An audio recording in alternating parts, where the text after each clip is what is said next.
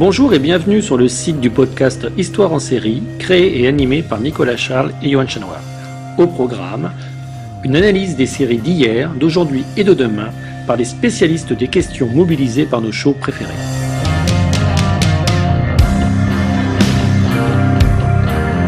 Histoire en série, c'est le podcast qui met en relation histoire, sciences humaines et séries.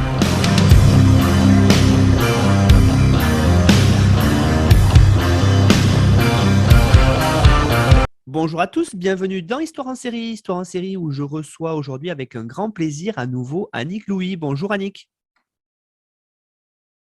Bonjour Nicolas, c'est un plaisir pour moi aussi d'être ici à nouveau.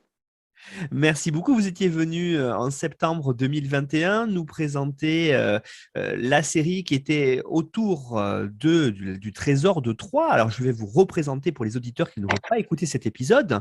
Vous êtes professeur à l'Université de Franche-Comté et membre de l'équipe pédagogique de l'EHESS. Vous avez été visiting professor à l'Université de Yale entre 1999 et 2000 et boursière de la Fondation Alexander von Humboldt entre 2000 et 2002. Et en 2010, vos domaines de spécialité sont le récit, les théories du récit, la théorie littéraire. Et actuellement, votre travail s'oriente vers une épistémologie de la littérature ainsi que vers l'étude des rapports entre littérature et sciences humaines et sociales.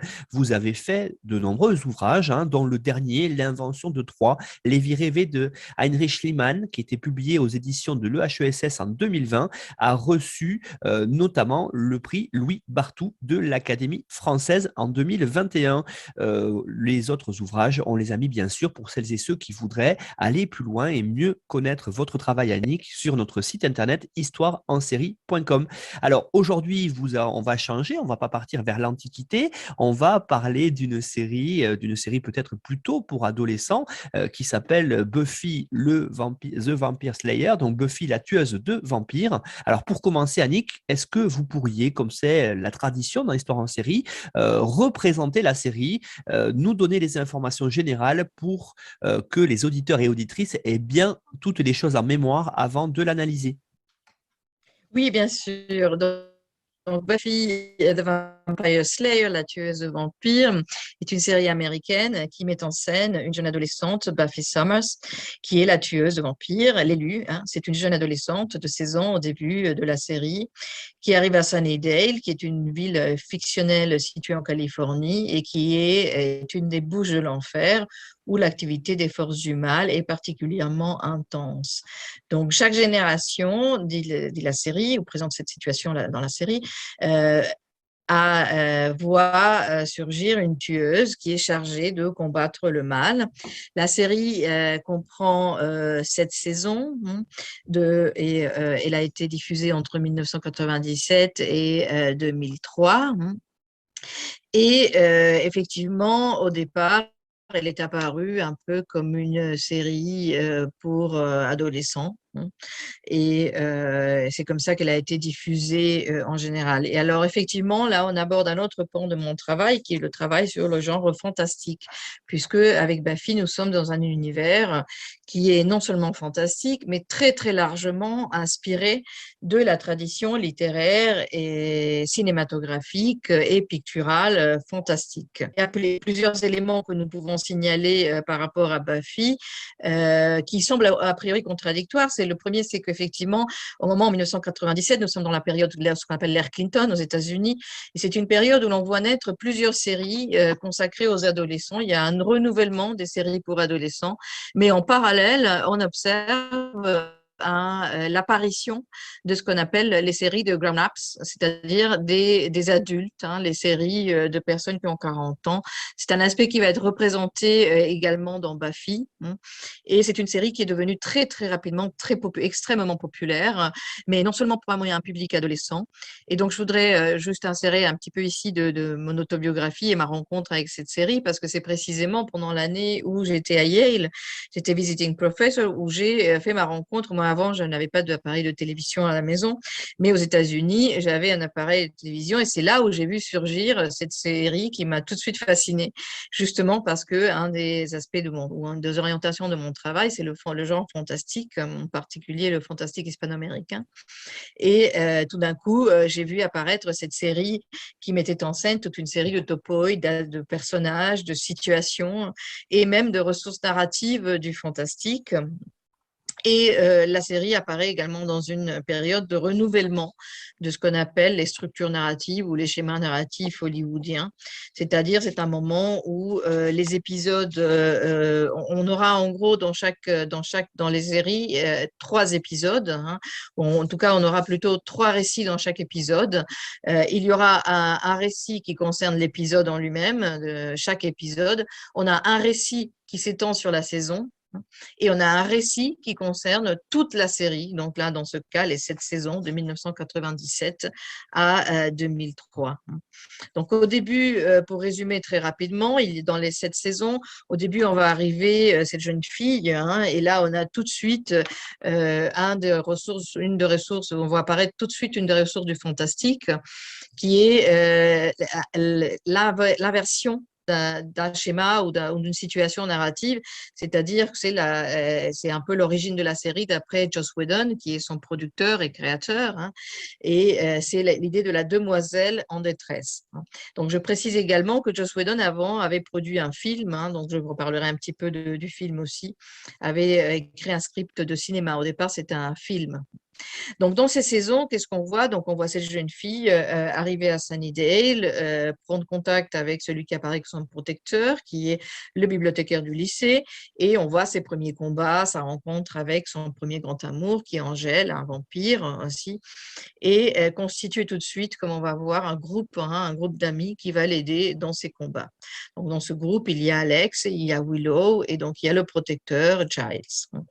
Donc, cette histoire va se développer et dans la saison 2, l'histoire d'amour, surtout entre Angel et Buffy, va se développer et on va apprendre un élément nouveau qui est que donc Angel est un vampire qui a une âme et il a une âme parce qu'il a été objet d'une malédiction par les gitans parce qu'il a tué une jeune fille gitane et donc on lui a rendu son âme, ce qui fait qu'il a tous ses souvenirs et la conscience du mal qu'il a fait, hein, mais il reste un vampire.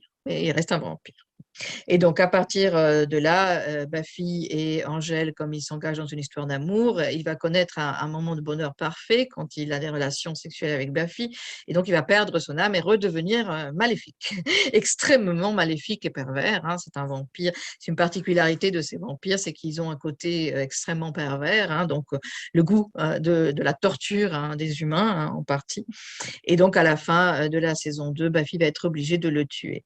Mais Angel va revenir hein, dans la saison 3, il est rendu de l'enfer hein, aussi par les forces maléfiques. Hein.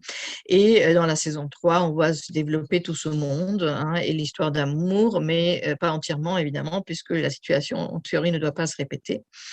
Et apparaître d'autres tueuses également, comme Faith, qui est un peu le côté obscur de Buffy. Buffy, c'est une jeune fille qui, malgré tout, essaye de mener une vie normale hein, et de conserver le monde de l'adolescence le plus intact possible. Et ça, c'est un combat au jour le jour, hein, comme le combat avec les vampires. Et Faith, c'est un peu la jeune femme très sensuelle, un peu déchaînée, qui n'accepte pas de limites.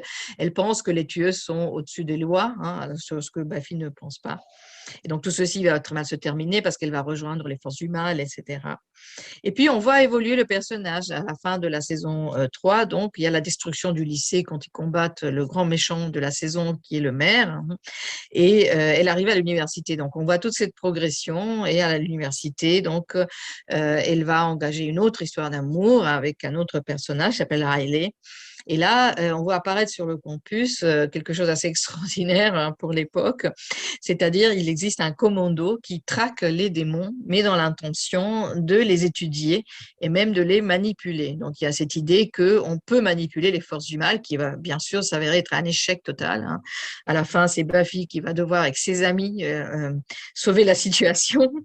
Et donc on arrive comme ça à une 5e saison où il s'était prévu depuis le début de renouveler un petit peu la s'accroche au public adolescent, puisque là, ils sont à l'université et on voit apparaître une petite sœur qui est inventée de toutes pièces tout d'un coup dans la vie de Buffy.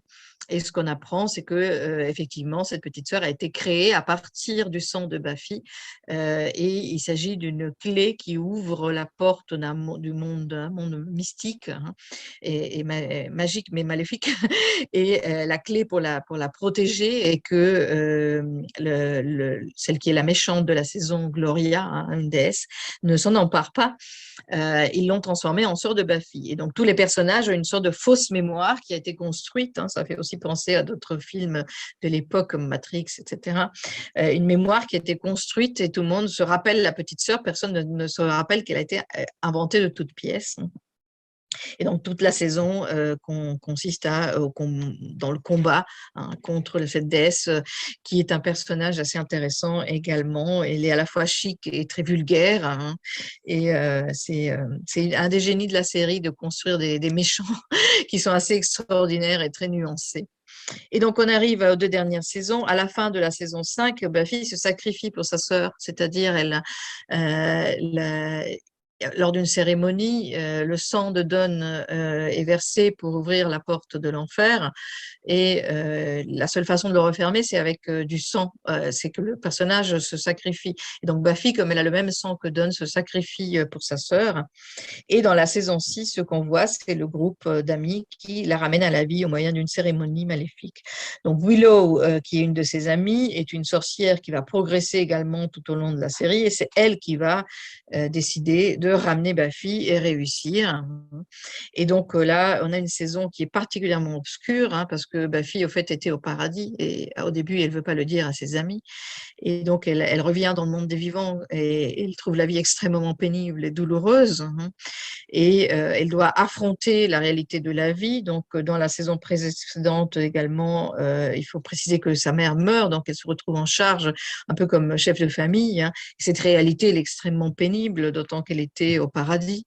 Et donc, et en plus, elle doit affronter la réalité et des méchants, hein, qui essayent de la détruire. Et on en arrive à la saison 7, qui est la dernière, où on voit un phénomène particulier, c'est-à-dire ce destin de tueuse a été imposé à Buffy. Et depuis le début, depuis la première saison, on voit que le personnage, il a une certaine résistance à ce destin parce qu'elle souhaite mener une vie tranquille, une vie d'adolescente normale. Et il y a lors de l'épisode 3 de la première saison, il y a ce moment extrêmement drôle, hein, où on voit au début de l'épisode simplement son protecteur qui est dans la bibliothèque, il lui dit: mais tu as perdu la raison, mais à quoi tu penses, tu as une mission, ta vie ne peut pas être faite de ces futilités. Et donc le spectateur, on est là et on se dit: mais qu'est-ce qu'elle est en train de faire? Et tout d'un coup, donc la caméra montre Buffy qui est habillée comme une pom-pom girl. En fait, ce qu'elle veut, c'est intégrer les pom-pom girls. Et donc on voit ce contraste entre le monde maléfique et le monde de la tueuse et le monde adolescent, hein. Et donc, pendant toute la saison, elle va lutter pour essayer de rester aussi humaine et une adolescente, hein. Et ce qui arrive dans la dernière saison, c'est que comme Buffy a été ramenée à la vie, il y a un déséquilibre entre les forces du bien et les forces du mal qui s'est mis en place.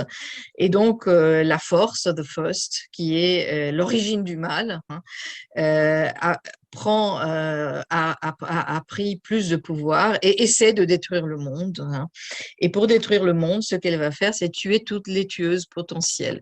Donc, dans le monde de tueuses, il y a une tueuse qui est activée, mais il y a toute une série de tueuses potentielles, hein, qui sont activées dès que la tueuse meurt. Parce que effectivement, quand on combat le mal au jour le jour, on ne vit pas longtemps, en principe. Mais Buffy vit plus longtemps, elle tient assez longtemps. Donc là, ils vont vraiment mettre en place toute une armée, hein, de potentiel pour combattre la force. Et ce qui est absolument extraordinaire avec ce personnage de la force, c'est qu'en fait, elle n'a pas de matérialité, mais elle peut prendre l'aspect de toute personne qui est morte, hein. Et donc, Buffy est morte 2 fois au moins dans la série. Et les 2 fois, elle était ramenée à la vie. Dans la saison 1 aussi, elle meurt pendant quelques minutes et c'est Alex qui la ramène à la vie. Et donc, en fait, voit dans toute cette dernière saison, c'est cet aspect fascinant de Buffy qui fait face à Buffy. Mais donc, c'est elle face à la tueuse, à la force, pardon, c'est la tueuse face à la force, mais avec le même aspect, hein. Et le moment final de la bataille, quand elle prend le dessus sur la force a pris son apparence à elle. Et Buffy lui dit, ce que je veux, c'est que tu sortes de ma vue. Et au fait, c'est à elle-même qu'elle parle, hein, donc cet effet de miroir qui est assez extraordinaire. Et donc, comme on voit pendant toute la série, Buffy combat un peu ce destin qui lui est imposé en essayant de rester une personne normale, une jeune fille amoureuse, une jeune adolescente, etc. Mais ces règles du jeu, hein, les règles de la tueuse lui ont été imposées. Et à la fin, ce qu'elle va faire, et on peut dire c'est là qu'elle devient vraiment une héroïne, c'est qu'elle va changer les règles du jeu. Donc, elle va utiliser l'essence d'une faux qui a été construite pour la tueuse pour activer toutes les potentiels. Donc, l'image finale de la série, c'est ce personnage qui tout le temps s'est senti extraordinaire parce qu'elle était la tueuse, donc elle est très fière, etc. Mais en même temps, le poids du monde pèse sur ses épaules et c'est un poids vraiment constant contre lequel elle se défend. Et elle sent que donc elle n'est plus seule, et c'est ce que lui dit Willow à la fin. Donc cette dernière, la série se ferme sur cette image du visage de Buffy, à qui on dit maintenant tu vas pouvoir faire autre chose de ta vie, puisque tu n'es plus la seule tueuse. Toutes les tueuses potentielles sont activées dans le monde. Et Buffy sourit. Et c'est la dernière image de la série.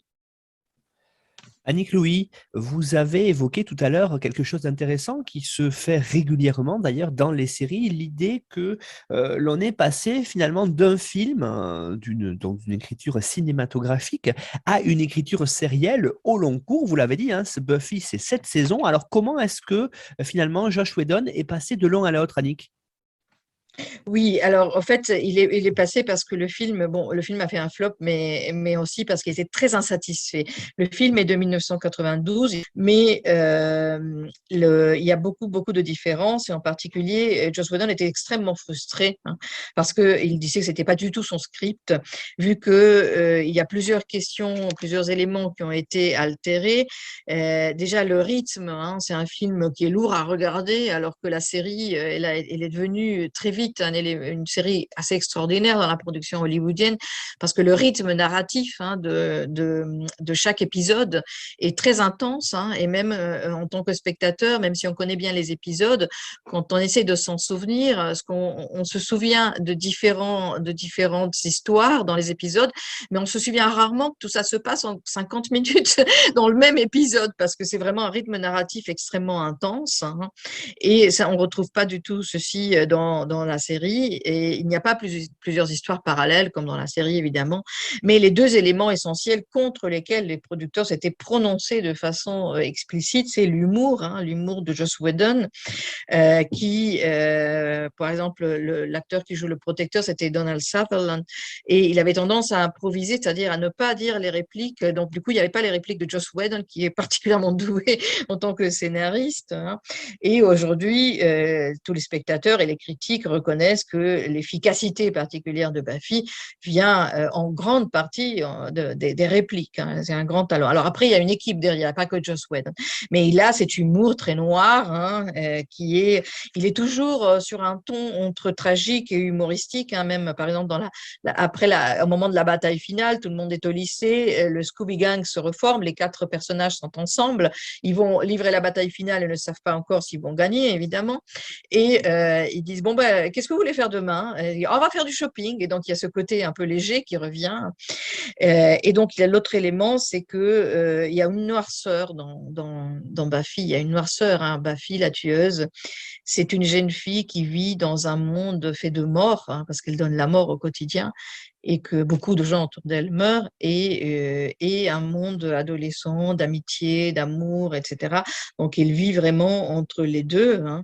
Et comme va lui dire un des personnages à un moment donné, la tueuse, elle a un désir de mort parce qu'elle vit au quotidien avec la mort, et qu'elle sait qu'un jour ça va arriver. Donc il y a un désir qui peut la vaincre à un moment, un désir de mort. Donc ces éléments ont été complètement effacés dans dans le film, hein, et c'est en partie pour cette raison que Joss Whedon était très, très insatisfait. Et donc, il a repris le script sous forme de série, hein. Je pense qu'au début, il ne pensait pas que ça allait avoir un tel succès.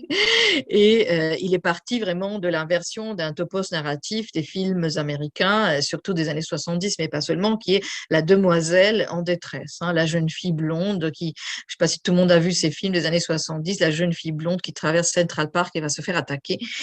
Donc, au fait, il est parti de cette idée, et cette idée, on la voit développer dans la série dans deux directions différentes, c'est-à-dire Buffy, hein, la jeune fille blonde qui paraît fragile, mais qui en réalité va être très forte.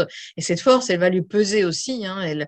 Il y a beaucoup d'épisodes où elle dit qu'elle rêve d'être une demoiselle en détresse, au fait, hein. Elle rêve. Il y a même un épisode où elle va se déguiser pour Halloween en demoiselle de l'époque d'Angèle, hein, son grand amour. Et au fait, à la suite d'un sort, elle va se retrouver dans la peau d'une demoiselle qui n'a pas de force et qui est en détresse, typique du XVIIe siècle. Et donc, de ce côté-là. Et puis, avec le début, hein, la première scène de la série déjà donne le ton, hein, parce qu'on voit deux jeunes lycéens qui pénètrent la nuit par effraction dans le lycée. Il y a une jeune fille blonde, hein, et un garçon. Et le spectateur, on pense, jeune fille est effrayée, on pense tout de suite, bon, la jeune fille va se faire attaquer, etc., hein. Et en réalité, c'est elle qui est un vampire, hein. C'est un vampire qui va avoir un rôle important dans la série, qui s'appelle Darla. Et effectivement, c'est elle qui a engendré Angélus en plus. Donc, il y a ce renversement de valeurs et de stéréotypes culturels, hein, qui, donc, voilà un mouvement par rapport au schéma narratif hollywoodien. Mais on retrouve là, comme je disais, également la question des schémas narratifs propres à la tradition littéraire du fantastique.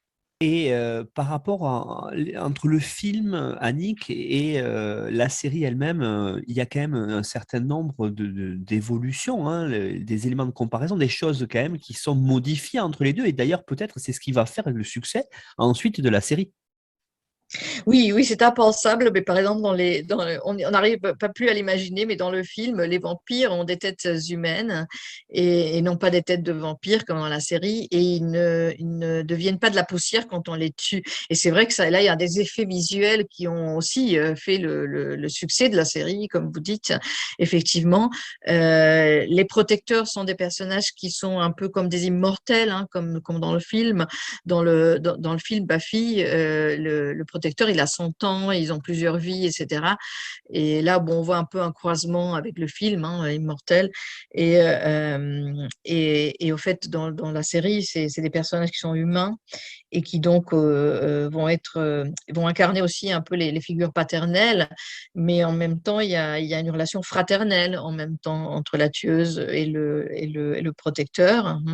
Et également, Buffy est plus jeune quand la série commence. Et dans le film, on ne voit pas son passé, hein, et alors que on la voit devenir, prendre conscience de son destin, mais dans la série, on commence.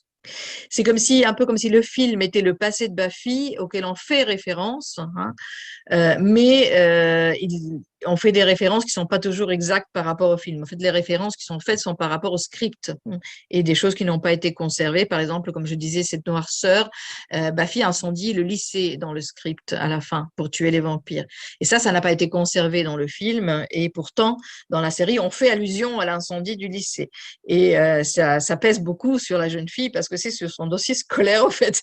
Et donc, à chaque fois, on lui reproche d'avoir incendié le lycée et d'être quelqu'un qui met la pagaille un peu dans le lycée.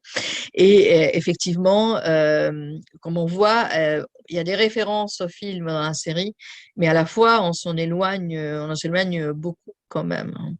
Beaucoup, parce que la satisfaction de Joss Whedon était très très forte, hein, et cette noirceur, on la voit progresser aussi tout au long de la série et se développer, tout en conservant des aspects très très ironiques, très ludiques, un ton humoristique, etc. Et aussi le groupe d'amis, évidemment, hein. Donc, dans le film, le garçon dont elle tombe amoureuse, c'est un garçon tout à fait courant, alors que Buffy, dans la série, a 3 grands amours, dont 2 sont des vampires. Donc, et le troisième, un membre donc, de l'initiative, qui est ce commando qui essaye de faire des expériences de chasser les démons et faire des expériences sur les démons.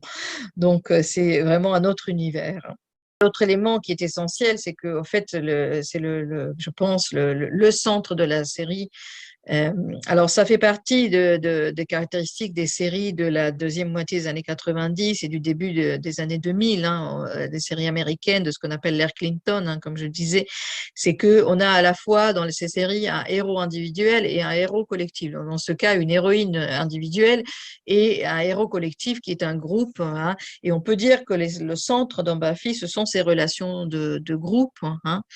Donc, c'est bien sûr lié à la question de la structure narrative, parce que une série feuilletonnante, comme Buffy, où, comme je disais, dans chaque épisode, il y a 3 récits. Il y a le récit de l'épisode lui-même, il y a le récit qui s'étend sur la saison et le récit qui s'étend sur les 7 saisons. Donc, il y a des éléments de ces 3 récits dans chaque épisode qui vont s'enchevêtrer et qui cohabitent.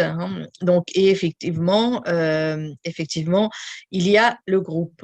Il y a le groupe. Et le groupe, c'est les quatre personnages essentiellement. Donc, Buffy, dès qu'elle arrive au lycée, elle rencontre son protecteur. Alors, elle ne veut pas de son destin au début, etc. Et elle fait la connaissance également de Willow, qui va devenir progressivement une sorcière très puissante, et de Alex, qui est un personnage qui par moments est assez gênant. C'est un peu le stéréotype du loser, du garçon qui n'a pas de chance, qui ne fait pas d'études, qui n'est pas très intelligent et qui, comme va le dire un épisode, en un sens représente le cœur du groupe. Et donc, ces quatre personnages, c'est un peu le héros collectif de la série, ce qui explique aussi que dans chaque épisode, il y a plusieurs épisodes. Il y a plusieurs épisodes parce qu'il y a l'histoire de chacun de ces personnages tout au long de cette saison, mais aussi dans chaque épisode. Et le récit se maintient dans un équilibre entre l'histoire de l'héroïne et l'histoire du groupe. Et on peut dire que le véritable sujet, c'est l'interaction.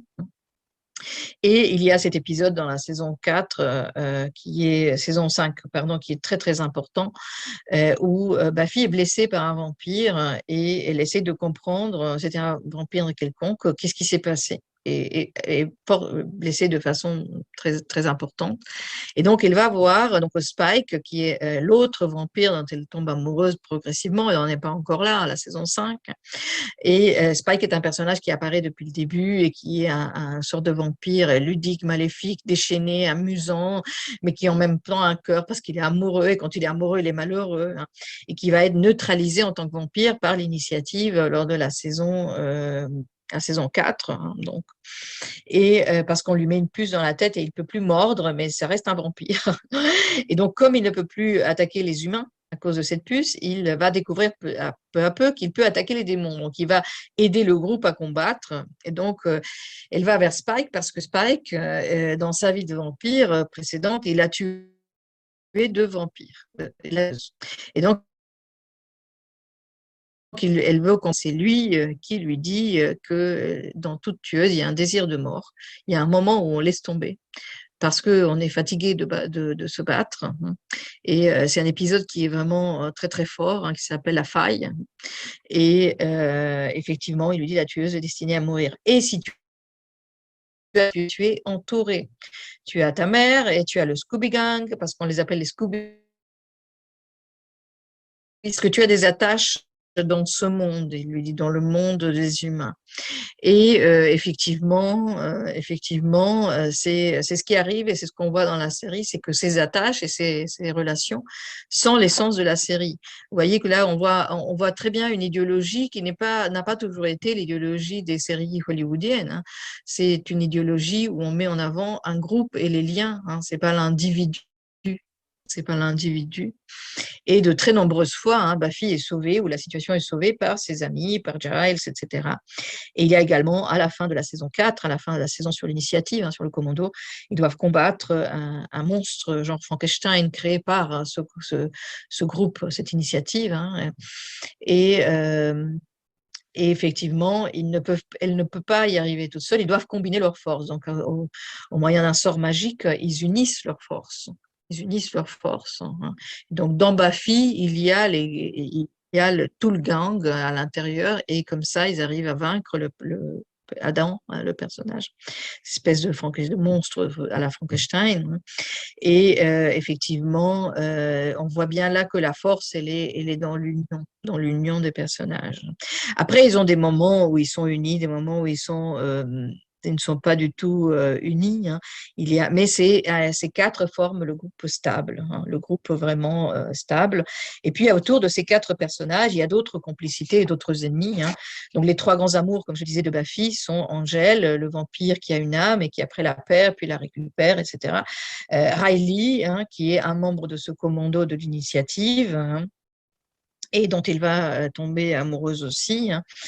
Et Spike, qui est donc cet autre vampire, qui est assez grotesque au début. Spike, c'est quand même un personnage très, très intéressant, très déchaîné, très pervers. Et donc après, il ne peut plus mordre les humains. Donc peu à peu, il va changer et il va tomber amoureux, éperdument amoureux de Buffy. Et après que Buffy a été morte et revient à la vie, les personnages se rapprochent parce que, en un sens, Spike est le seul qui est aussi mort. Et elle a été morte, et en un sens, elle l'est. Et donc, ils ont une très forte histoire d'amour. Et bon, à la fin, il y a tout un retour, il récupère son âme, etc. Et donc, en fait, ce qui est très drôle, c'est qu'il veut récupérer son âme, il va subir toute une série d'épreuves initiatiques pour récupérer son âme. Mais en réalité, lui, il va vers ce démon pour lui dire, il veut redevenir vampire et dangereux. Et au fait, le démon lui rend son âme, ce qui n'était pas le but de la manœuvre pour lui. Donc, il devient à moitié fou au début parce qu'il prend conscience de toute la souffrance qu'il a infligée. Et puis après, il redevient combattant, etc. Et il redevient amant. Donc, après ça, il y a les autres, comme je disais, il y a les autres tueuses qui apparaissent. Donc, il y a Kendra, une première tueuse qui est activée quand Buffy meurt dans la saison 1. Il y a Faith, un personnage qui est vraiment largement développé et qui va devenir méchante, puis redevenir gentille, etc. Et puis, il y a les autres potentiels qui apparaissent également. Et après, il y a d'autres membres satellitaires. Mais comme je disais, le rapport de Buffy au fait d'être l'élu est très ambivalent, puisque, comme je disais, ça la rend unique, mais aussi ça fait reposer tout le poids du monde sur ses épaules. Et lorsqu'elle meurt dans la saison 5, il y a sur sa tombe, il y a écrit « Elle a sauvé le monde beaucoup, beaucoup de fois. » Donc, « She saved the world a lot. » Donc, c'est vraiment cette idée que c'est un poids, effectivement.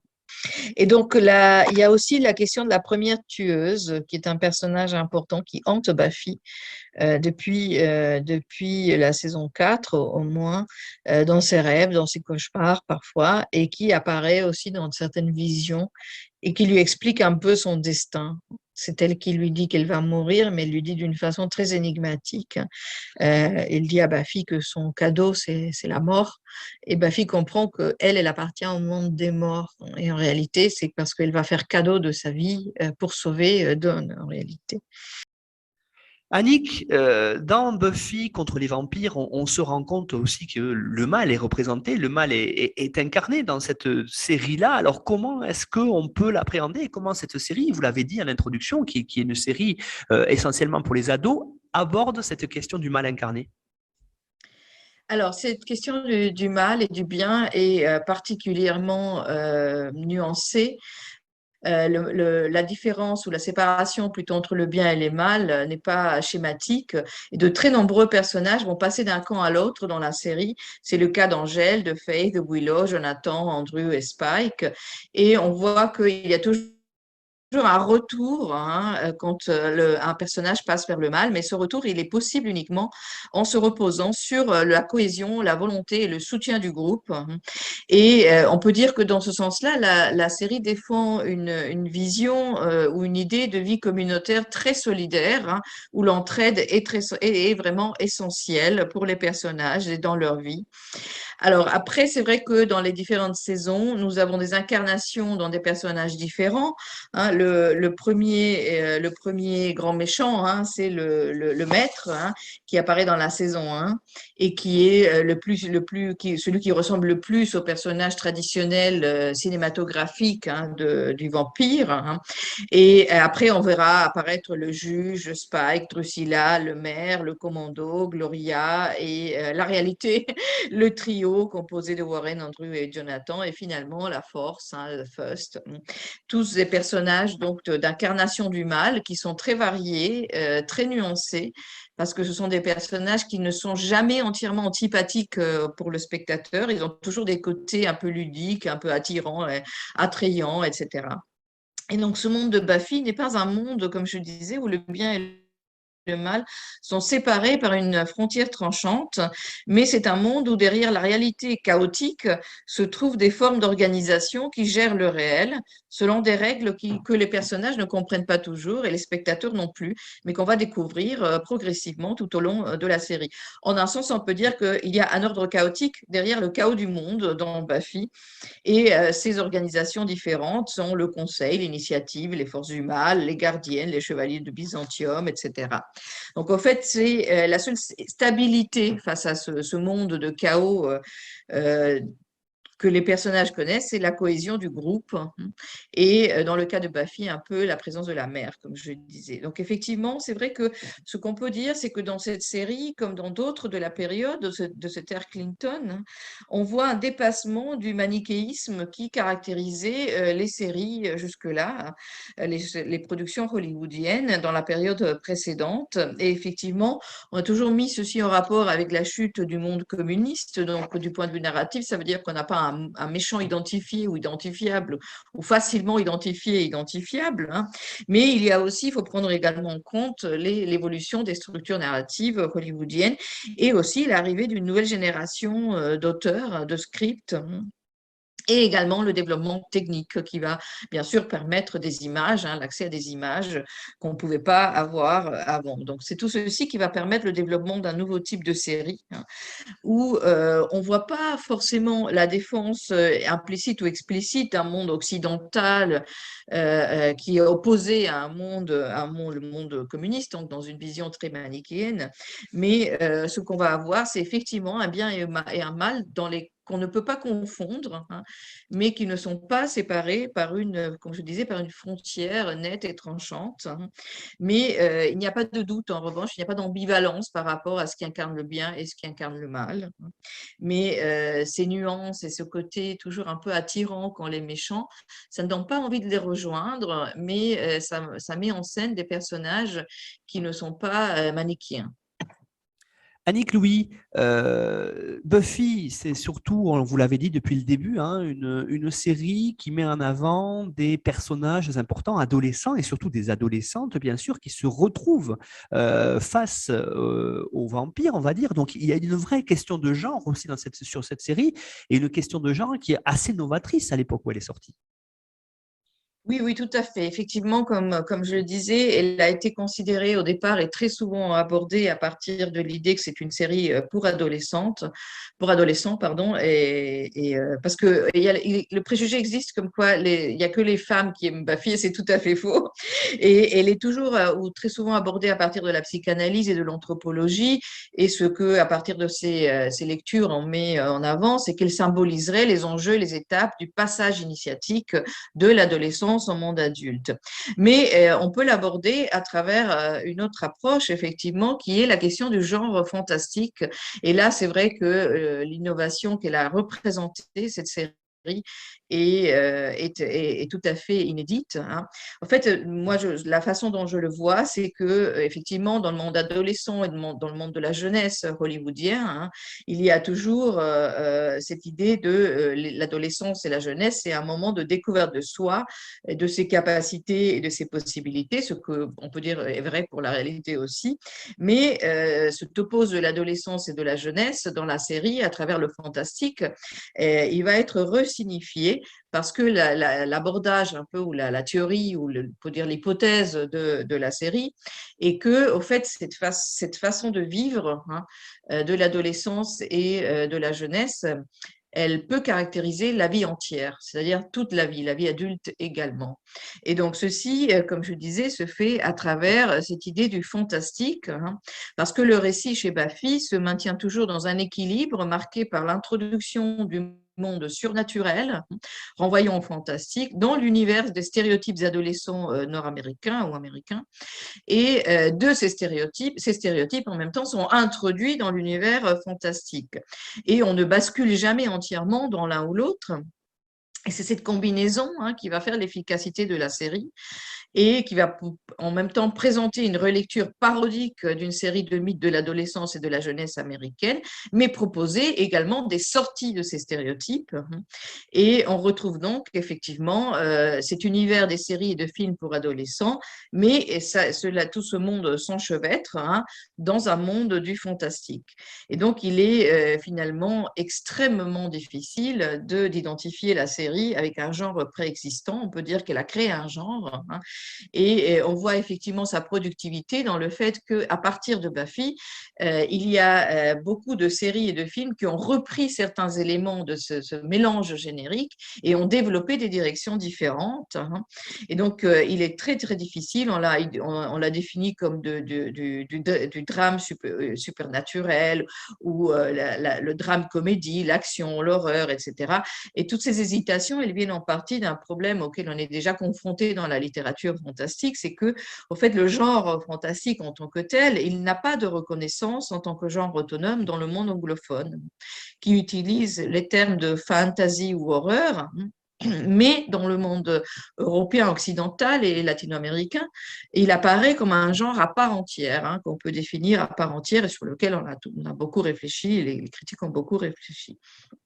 Dans ce sens, on peut dire que la série, elle a vraiment contribué à la production de nouveaux tours d'écrou génériques du fantastique traditionnel. On peut dire que la série récupère, en particulier, ce qui est plus évident quand on la regarde, toute une série de personnages, mais également elle récupère un autre élément essentiel, c'est que le fantastique en tant que genre est caractérisé par cette cohabitation d'un monde normal et banal avec un monde surnaturel. Cette cohabitation, elle se fait en principe avec peu de conflits. Et donc, comme je disais, il y a des tas de personnages et de topoi qui viennent, ou de situations propres au fantastique, qui viennent de la littérature et de la cinématographie qui précède la série. Et donc, je mentionne simplement quelques-uns. Évidemment, l'homme invisible, et là, on voit aussi ce phénomène qui, dans le fantastique, consiste à renverser le stéréotype, parce que c'est une femme invisible, dont la jeune fille ignorée par les collégiens, etc., devient véritablement invisible. Donc là, on va voir un petit peu le jeu sur le langage tout à l'heure. Il y a Frankenstein, évidemment, qui est repris. Il y en a deux variantes. Le monstre qui est constitué d'un assemblage de morceaux humains, mais aussi le monstre qui est à moitié homme et à moitié machine. Et là, on est dans des thématiques qui sont extrêmement actuelles. La question de l'homme-machine, ou l'homme à moitié homme et à moitié machine. La créature qui grandit dans un œuf, on le trouve dans la saison 2, dans l'épisode 12. Et il ne faut pas oublier que Joss Whedon est le scénariste de Alien Résurrection, film paru en 1997, qui est vraiment magistral. On trouve aussi le loup-garou, les maléfices et les enchantements, les sorcières. Et les sorcières, là aussi, on voit ce jeu sur le bien et le mal, parce que les sorcières ne sont ni bonnes ni mauvaises. Tout dépend de la sorcière également. Les maléfices, les légendes folkloriques, le double maléfique à la Dr. Jekyll et Mr. Hyde, qu'on voit dans plusieurs épisodes. Le souhait maléfique qui va transformer le monde, le troll, le robot, la réincarnation, les démons, et évidemment, le plus important du tout, c'est le personnage du vampire. Le personnage du vampire avait déjà une très longue lignée, une très longue histoire dans la littérature et dans le cinéma, mais il était tombé un petit peu en désuétude, on peut dire. Il était tombé dans l'oubli, le vampire. Les séries de vampires étaient des séries, ou les films étaient des séries B ou C, de mauvaise production, de basse qualité. Et là, on va voir réapparaître sur scène la qualité de la représentation du vampire, y compris au niveau graphique. hein, comme je disais tout à l'heure. Et effectivement, on verra même apparaître Dracula hein, dans un épisode très, très célèbre, hein, le premier épisode de la saison 5. Hein. Et donc, c'est un épisode qui est capital parce que ce n'est peut-être pas le plus réussi de la série, mais ce qui est très, très important, c'est déjà, bon, on retrouve tous les éléments du roman Dracula et certains éléments de la lignée cinématographique de Dracula, mais aussi c'est un épisode où Buffy va découvrir en confrontant Dracula qu'en fait, elle en sait très peu sur ses pouvoirs. Elle va vouloir développer la connaissance de ses pouvoirs. Donc, comme on voit, et effectivement, on a aussi d'autres personnages. Donc, il y a le maître dans la saison 1, comme je disais, et le Turok-Han qui vont apparaître dans la saison 7, qui renvoient vraiment à des représentations cinématographiques très reconnaissables du vampire, et en particulier à Nosferatu de Murnau, le film de 1929, hein, qui a été très important dans l'histoire de la représentation du vampire. Donc, ce dialogue permanent entre des genres différents, avec néanmoins la dominance de deux genres signalés, donc le fantastique et la comédie adolescente, va constituer ce genre particulier qui est unique à la série. Hein. Et effectivement, partie du succès de la série, on peut dire, vient de cette capacité du spectateur à reconnaître aussi des personnages et topos et voir leur transformation et leur évolution. Et on peut dire que ce dialogue, donc avec toute une tradition littéraire et cinématographique, est fait d'emprunts, de citations, de reprises et de parodies, et aussi de renversements et d'appropriations. Et donc, outre le recours au personnage, on retrouve un autre élément chez Buffy qui constitue ce monde. Hein, et ce qui constitue ce monde entre fantastique et monde adolescent, c'est vraiment l'utilisation du langage, hein, ce qui est aussi le propre du fantastique moderne, c'est-à-dire du fantastique du XXe siècle, en partie latino-américain. C'est le langage. Le langage pris, donc les expressions idiomatiques vont être prises au sens littéral et développées au sens littéral. Hein. Donc, pour donner juste un exemple, vers la fin de l'épisode 2 de la première saison, The Harvest, lorsque Buffy doit aller au Bronx pour combattre les acolytes du maître, sa mère décide de la confiner parce qu'elle est punie. Et donc, il lui dit, oui, je sais, tu vas me dire que c'est la fin du monde si tu ne peux pas aller rejoindre tes amis et aller danser au bronze. Et au fait, en réalité, vous voyez, c'est la fin du monde au sens littéral. Si les vampires, les acolytes du maître qui se sont appropriés le bronze, parviennent à leur but, effectivement, le maître va venir dans le monde réel et détruire le monde. Et il y a comme ça plusieurs éléments. Donc, c'est cette littéralité du langage hein, qui va permettre la construction de ce monde. On le voit aussi dans cet épisode dont je parlais tout à l'heure sur les Pom-Pom Girls, hein, la sorcière, où donc, il y a une jeune femme en train de montrer sa chorégraphie très réussie de Pom-Pom Girl. Et Alex dit, cette fille est en feu. Comme on sait, on peut dire ça pour signifier qu'elle danse très bien, que sa chorégraphie est très réussie. Mais au fait, elle est en train de prendre feu parce qu'elle est victime d'une sorcière, hein, d'un sort jeté par une sorcière. Donc, ceci est également un des éléments que la série va récupérer hein, du fantastique traditionnel, littéraire hein, en partie. Et puis Yannick, cette série aussi, c'est très intéressant parce que on a d'autres choses qu'on peut retrouver, d'autres thématiques importantes, en particulier autour de la bouche de l'enfer, on a une véritable tragédie de la vie, c'est-à-dire en fait, c'est quelque chose qui met en avant le quotidien quelque part. Alors certes, un quotidien qui est modifié bien sûr par la présence démoniaque, mais on voit le quotidien des adolescents. Alors parfois, ça a l'air terrible, parfois c'est beaucoup plus joyeux, beaucoup plus ludique. C'est quand même cette série qui résume une vie d'adolescent. Oui, oui, tout à fait. Donc, elle se situe vraiment entre la vie quotidienne des adolescents et le fantastique, mais aussi entre une tragédie, la tragédie, on peut dire, et le ludique en même temps, parce qu'il y a beaucoup d'humour, hein, comme je disais. Et la série est très célèbre. Hein, vous savez, beaucoup de citations ont été reprises et sont citées très couramment. Et effectivement, il y a cet élément, la bouche de l'enfer est très présente. Et on voit la série basculer dans la noirceur également, et je pense que c'est une question qu'il faut dire, qu'il faut rappeler au moment après le 11 septembre. Donc, dans les dernières saisons, on voit la fin de l'ère Clinton, le début de la crise économique très sévère. Hein. aux États-Unis au début des années 2000, 2001. Donc, les dernières saisons sont très, très noires de ce sens-là. Et c'est des saisons qui montrent que la vie quotidienne est pire, comme je disais, que la bouche de l'enfer, c'est-à-dire travailler, survivre. Tout ceci est extrêmement douloureux et coûteux pour les personnages. Et il y a aussi la question de la vie amoureuse. Donc, les personnages, cette vie amoureuse des personnages se développe entre le désespoir, car aucun d'entre eux ne réussit à rester avec un amoureux et à réaliser pleinement une vie amoureuse, mais en même temps, les étapes de la vie amoureuse sont ce qui permet aux personnages de comprendre qui ils sont et jusqu'où ils peuvent aller.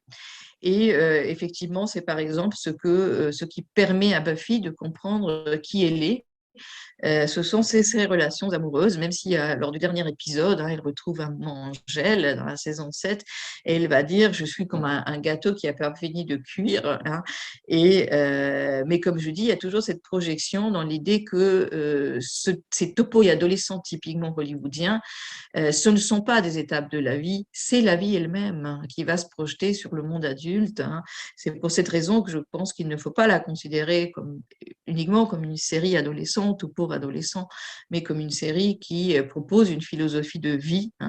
Et dans cette philosophie de vie, il y a des principes comme la tolérance, l'intégration, le soutien, la solidarité, la capacité à nuancer ce qu'on voit dans la vie, etc.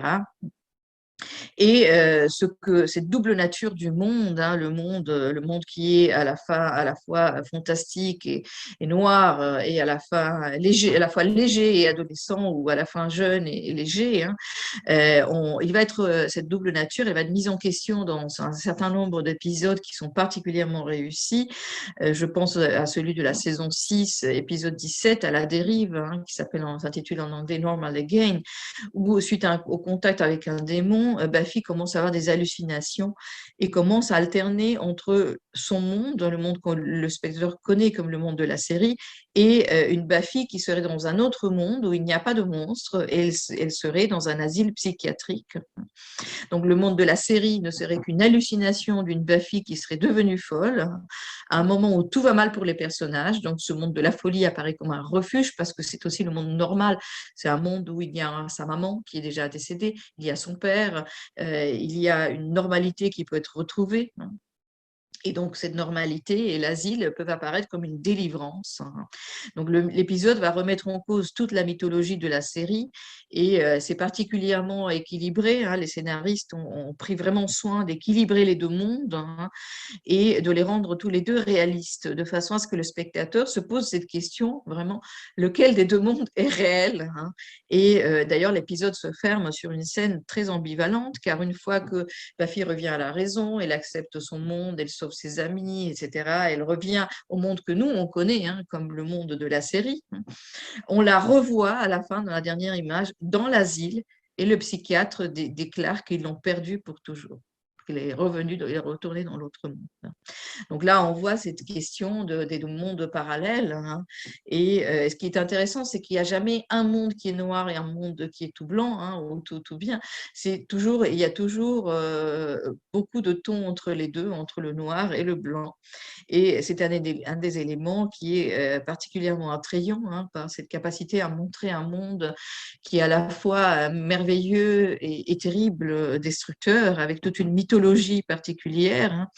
Il y a aussi cet épisode Le Souhait de Wish dans la saison 3, l'épisode 9, où on retrouve aussi ce concept de monde parallèle. On y découvre un monde où la tueuse n'est jamais venue à Sunnydale, et donc le maître est maître des lieux, on peut le dire, où Willow et Alex, par exemple, sont des vampires, donc ses amis sont des vampires. Donc les cartes sont redistribuées en un sens. Et c'est Giles, le protecteur, qui à la fin arrive à détruire le talisman d'Anya, qui a créé ce monde parallèle, pour revenir au monde de la série, au monde qu'ils connaissent comme le monde réel, mais en disant que c'est une question de foi. Il ne peut que croire qu'il y a un monde meilleur. Et donc, c'est pour ça qu'il le fait sans savoir où ils vont aller. Et effectivement, on retrouve la réalité. Et l'épisode se ferme sur une très jolie scène où on voit les 4 amis devant le lycée de Sunnydale en train de sourire et de discuter. Donc, on voit bien que ce qui fait que le monde vaut la peine d'être vécu, c'est cette question de l'amitié, ce groupe solidaire. C'est vraiment ça. Donc, en un sens, on peut dire aussi que c'est un postulat des séries d'époque. On peut dire que c'est le postulat de la série Friends aussi. C'est que l'amitié est plus importante au fond que les liens de famille et que les liens amoureux. C'est pas que les liens amoureux, les liens familiaux ne soient pas importants, mais c'est qu'ils sont moins stables. Et les liens d'amitié sont plus stables au fond. Et puis, quand on pense, Annick, à Buffy contre les vampires, il y a ce générique, hein, ce moment clé qui a fait, comme vous évoquiez à l'instant Friends d'ailleurs, hein, qui a fait que certaines séries, surtout ces séries des années 90-2000, sont restées dans la tête et l'imaginaire collectif de beaucoup de personnes aux États-Unis et en Europe d'ailleurs. Alors, qu'est-ce qu'on peut dire justement sur ce moment important, ce générique qui a fait partie d'ailleurs de l'histoire, de la mémoire aujourd'hui de Buffy contre les vampires? Oui, tout à fait. C'est une des grandes innovations des années 90 parce que ces génériques constituent un récit à part entière qui va évoluer dans les saisons, qui propose dans le cas de Buffy à la fois une présentation des personnages, une définition générique de la série, parce qu'on voit le ton de la série dans le générique, et une relecture de celle-ci. Et dans celui de Buffy, il y a plusieurs éléments qui sont tout à fait remarquables. Hein. Donc, il est placé entre ce qu'on appelle le pre-credit et le début de l'épisode. Donc là aussi, on a un épisode d'ouverture dans les séries d'époque. Hein. Et effectivement, on le voit aussi dans New York District, hein, Law and Order, etc. Donc, il y a beaucoup de séries qui présentent ce mini-épisode qui peut avoir un rapport avec ce qui va se passer par la suite dans l'épisode ou pas. Il peut être destiné simplement à une sorte de divertissement autre. Il peut y avoir différents objectifs.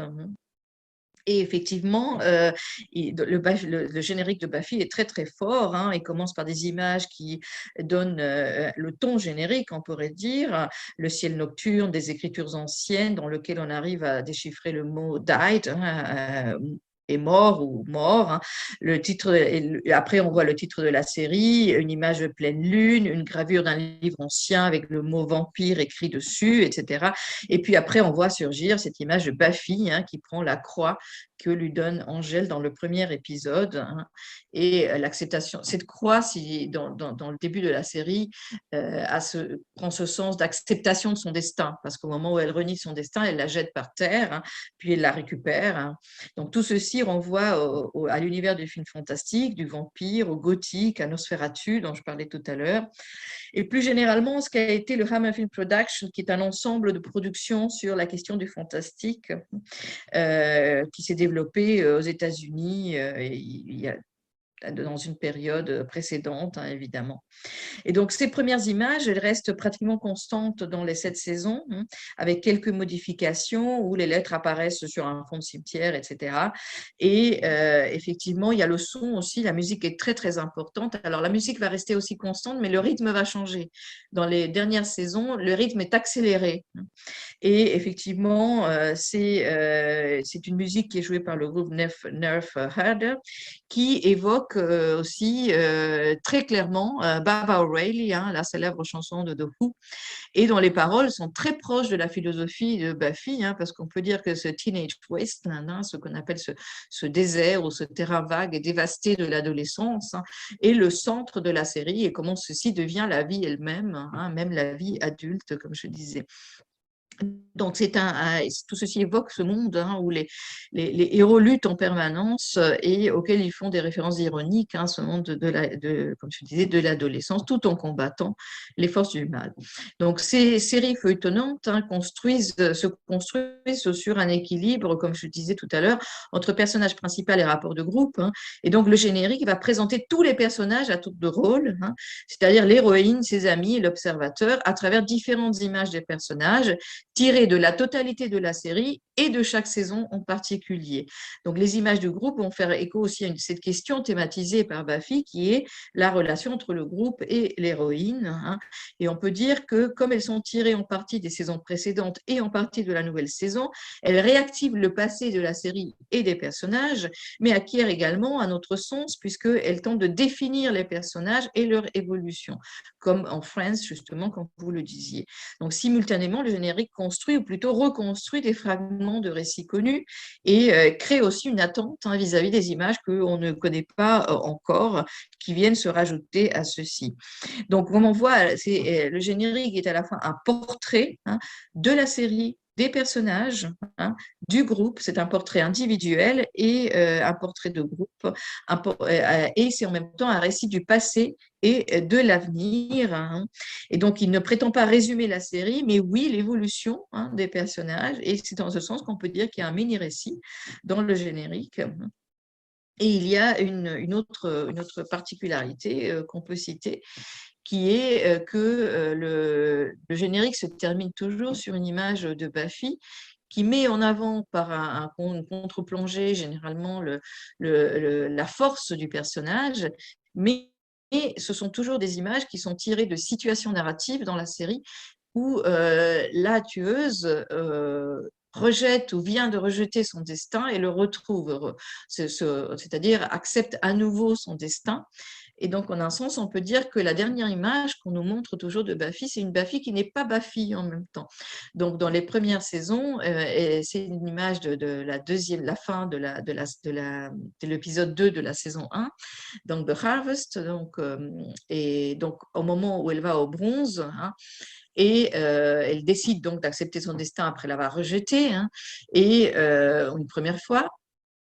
Et en même temps, c'est très important ceci, parce que je crois que je n'ai pas encore parlé, mais qui est vraiment capital dans la série, c'est que Buffy utilise la force pour combattre les forces du mal et le mal, et elle a une force extraordinaire en tant que tueuse, mais elle utilise aussi la ruse. Et si elle survit aussi longtemps, c'est aussi grâce à la ruse. Et là, on voit aussi se combiner des topoi traditionnels occidentaux. On ne peut pas penser à David et Goliath. C'est en un sens Buffy et David et Goliath, parce qu'elle va utiliser sa force, mais elle va aussi utiliser la ruse pour vaincre les démons. Et elle utilise, et c'est aussi dit dans un moment de la série, les éléments contextuels. C'est une personne qui vit en contexte. Et donc, s'il trouve quelque chose inattendu sur le terrain de bataille, elle va l'utiliser. Et elle va aussi utiliser cet humour, les répliques, la ruse, etc. Et donc, il y a cet aspect. Donc, après, on va voir aussi surgir comme dernière image l'image de la saison 3 du premier épisode de la saison 3 qui s'intitule Anne. C'est cet épisode où après avoir été obligé de tuer Angèle qui avait récupéré son âme pour sauver le monde, Buffy quitte Sunnydale et se réfugie dans ce Los Angeles un peu mythique et détruit, dévasté. Ça renvoie vraiment clairement aux séries des années 70 dans cet épisode. Et donc, elle va être confrontée à nouveau à des démons et essayer de nier et de perdre son identité. Et l'image vient du moment où elle la retrouve, et elle la retrouve, cette identité, dans la bataille et dans la lutte. Mais encore plus gênant ou perturbant je pense, pour le spectateur, c'est la dernière image du générique de la saison 7, parce que cette image, en réalité, ce qu'elle montre, c'est Buffy, c'est pas Buffy, c'est la force incarnée dans Buffy. Alors, on ne le sait pas au début, on ne le sait pas dans les premiers épisodes, on va l'apprendre dans le deuxième ou troisième, c'est que la force peut prendre l'apparence de Buffy, elle peut prendre l'apparence des morts, et Buffy a été morte, comme on a dit, elle est morte 2 fois, au moins dans la série. Et donc, on voit cette image, une image d'une grande force. Et au fait, c'est une réplique où la force, en s'adressant à Spike, va lui dire « c'est une question de pouvoir ».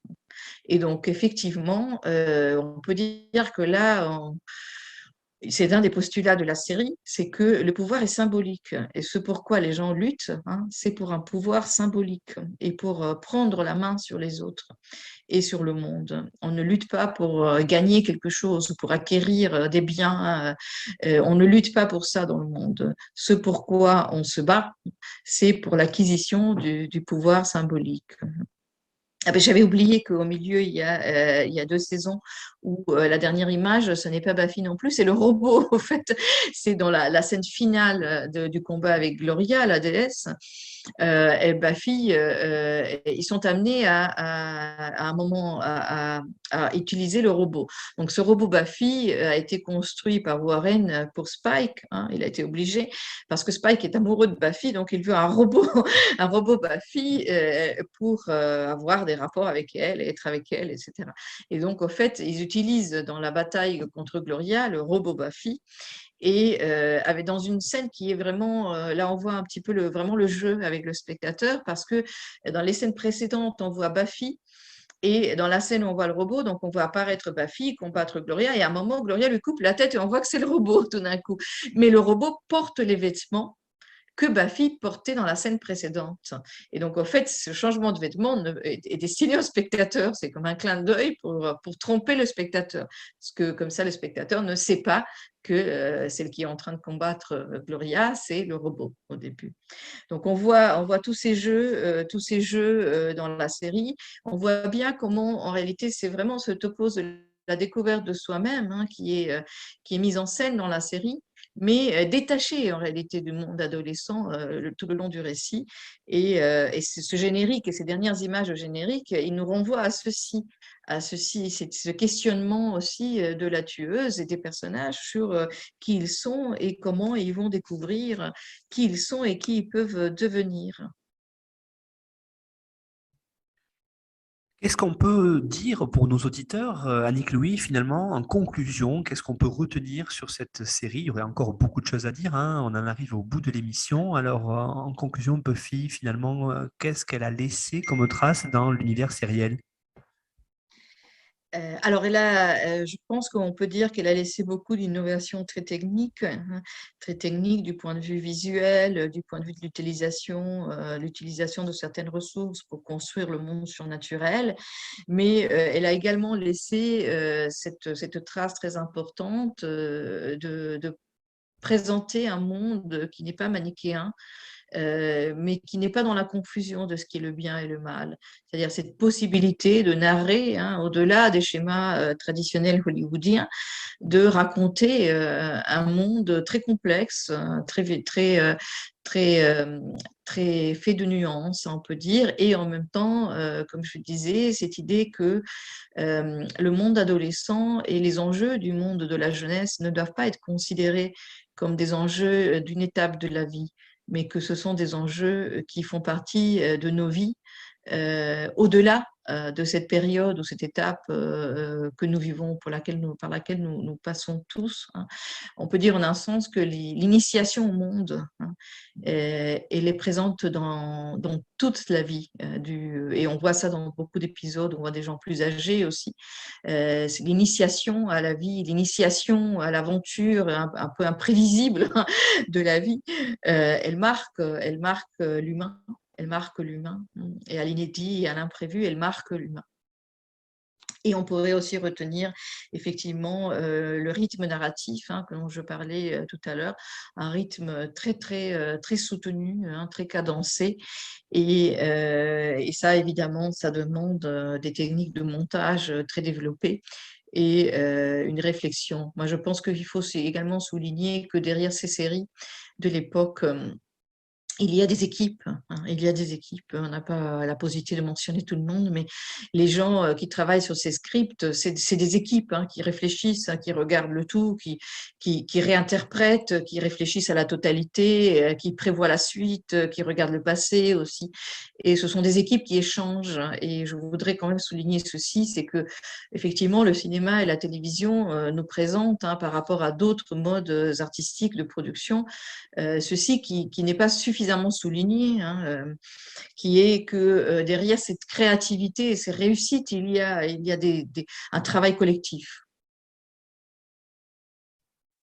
Merci beaucoup Annick Louis pour la présentation et l'analyse de Buffy contre les vampires. Alors vous avez fourni, comme tous les intervenants et intervenantes de l'émission, une bibliographie indicative que l'on retrouve sur notre site internet à la page de l'émission, donc notre site histoireensérie.com. Et puis n'oubliez pas, si vous voulez avoir comme ça les résumés de toutes les émissions et les liens pour aller les écouter sur le site internet bien sûr et notre partenaire nonfiction.fr, et puis retrouver notre actualité, nos publications avec la diffusion des émissions sur notre groupe Facebook qui est Histoire en série, et puis aussi le groupe Twitter. Merci beaucoup Annick pour cette présentation, et puis vous revenez quand vous voulez évoquer avec nous d'autres séries. À bientôt. Au revoir, à bientôt, merci beaucoup.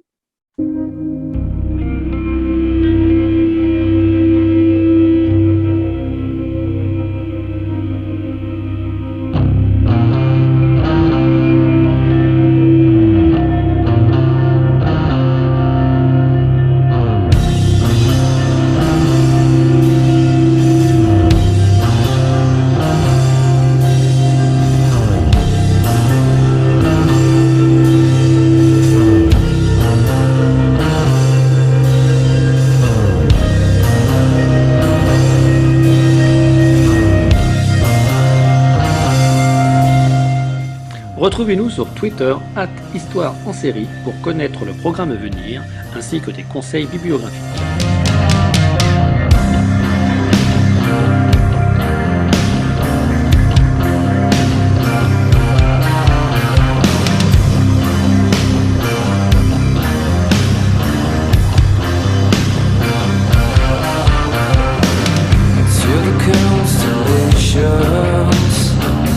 Travel just to clean.